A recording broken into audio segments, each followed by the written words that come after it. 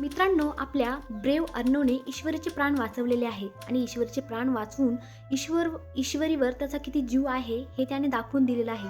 मित्रांनो, होतं असं, आता संक्रांत म्हणल्यावर पतंगबाजी तर होणारच ना. पतंग उडवण्यासाठी आता सगळेजण मस्तपैकी टेरेसवर सगळेजण खूप जल्लोषात आनंदात पतंग उडवत असतात. परंतु ईश्वरीला काय मध्ये चेव येतो काय माहिती, ती आता पतंग उडवण्यासाठी चक्क त्या एका ह्याच्यावर पोलवर चढते आणि आता तिला तोल सावरत नाही आणि ती पडणार. तेवढ्यात अर्णवचं लक्ष तिच्याकडे जातं आणि अर्णव तिला पकडतो आणि आपल्याकडे खेचतो आणि आता ईश्वरी अर्णवच्या अंगावर पडते. म्हणजे मित्रांनो, आता ईश्वरी जर खरंच अर्णवने पकडलं नसतं तर ईश्वरी चक्क खाली पडली असती आणि कदाचित तिचा जीवही गेला असता. तेव्हा अर्णव तिला बोलतो की अगं मूर्ख आहेस का तू, खाली पडली असती तर जीव गेला असता तुझा. तेव्हा ईश्वरी बोलते, म्हणजे सर, तुम्हाला माझी काळजी आहेच तर.